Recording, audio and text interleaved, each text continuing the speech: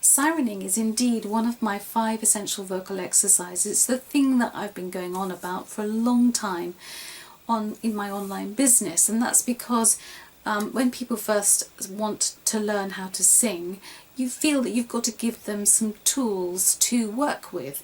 And of course you know that I talk about the 5 essentials, and they will be posture, airflow or breathing, onset of sound, and then we talk about lip trills, because lip trills kind of employs a lot of the elements that the 3 other exercises already have stuff mentioned about. And then you've got sirening as the 5th one. Sirening is deliberately number 5 because it employs the most complex number of elements from all the other exercises, number 1, 2, 3 and 4. Sirening is great for linking sounds, developing a sense of resonance and basic phonation know-how. Okay, so that's fair enough, but look at what the list is underneath. You've got posture, plus airflow, plus onset, plus support, plus balance. Now that's quite a list, and if you think about it, each one of those has an element of each of the 5 essential exercises. Okay, because posture of course is posture, airflow is all to do with breathing, onset, yes, that's our number 3. The support thing is to do with lip trills. Basically you cannot do a really good lip trill if you have not got the idea of support in your head as an idea, a physical idea. And finally, balance. That has like every single element of those 5 exercises all coming together to create what we call sirening. Okay, so this is quite complicated, and often a misconception with sirening is that it's to do with making a beautiful sound. It really isn't. It's a very basic vocal sound that you're trying to create. As a teacher, what I've witnessed many times is that there's a great deal of confusion over what's happening when you're sirening. Literally, physically, what do you put where and how is it? So that's why I use the word like singing, swimming, walking. If you've got your sirening right, you should be able to make a sound and feel that this is nice and relaxed, and that the airflow is actually coming up to the source of the sound. That's the onset bit, and you are just concentrating on maintaining it without any complication here. But the one other thing too that you'll also be aware of will be this idea of resonance. Now it's not about trying to make as pingy a sound as possible. It's more to do with becoming aware of what happens to the resonance that you are creating when you do an correctly. Alright, so that's with the back of the tongue high up against the soft palate and the front of the tongue nice and relaxed, and even quite, sometimes you can put your little finger on the tip of your tongue as you're doing it, so that it doesn't, sometimes there's a tendency to bunch the tongue up and pull it back, and of course it's an extremely strong muscle and it can get in the way. So the importance of understanding your sirening and getting your tongue just right. If you have major tongue issues, sirening may well be a problem, and that's why I want you to get away from the notion that you've got to produce a lovely sound. It's not about vibrato, it's not about largeness of sound.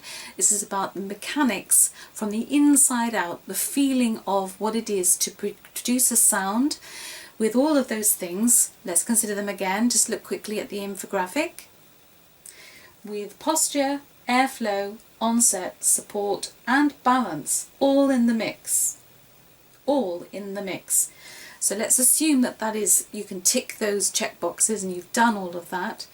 What you're then going to be aware of is that your sound is actually being directed up beyond the mouth exit, because your tongue being high at the back, the soft palate, will mean that all the actual sound you're making will be directed not out of your mouth but actually down your nose. Okay, you're going to be picking up vibrations and resonance from other places in your skull. And by that, what I mean is, you're aware that you've got cheekbones, you've got sinuses, you've got hopefully teeth. These are all amplifying your resonance.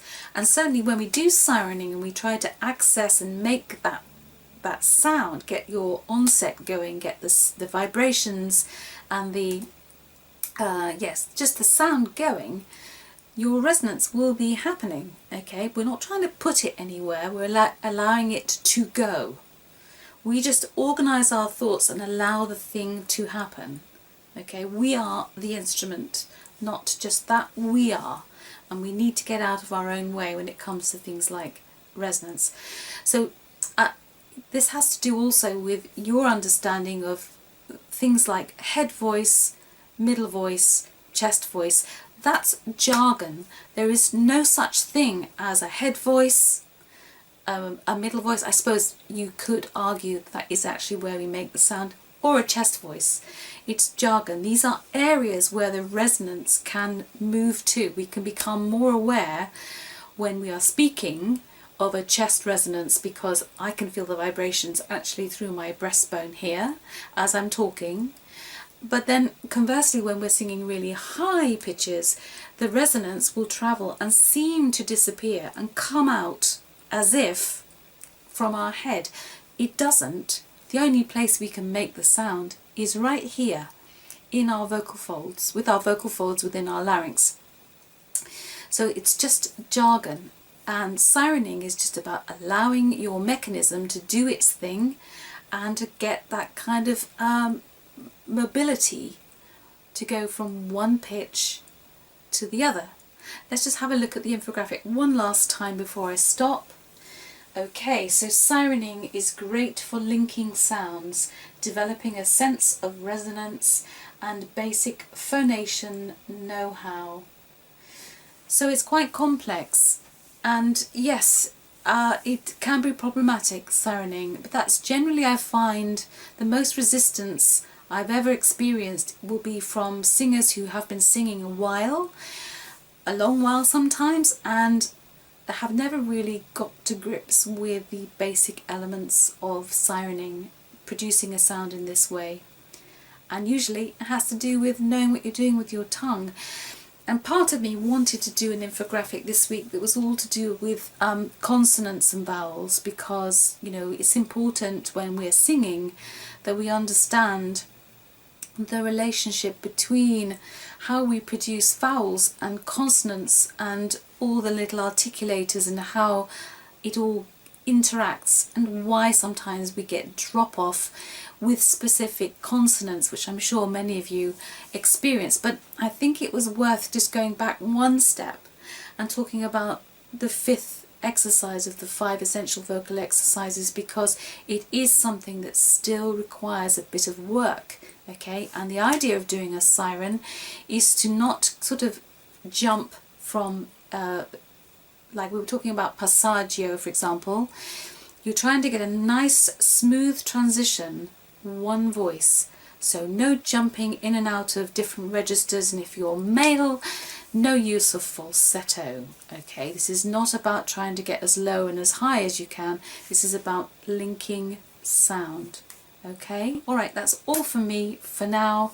Enjoy your singing, and I will be back again soon. Okay, bye for now.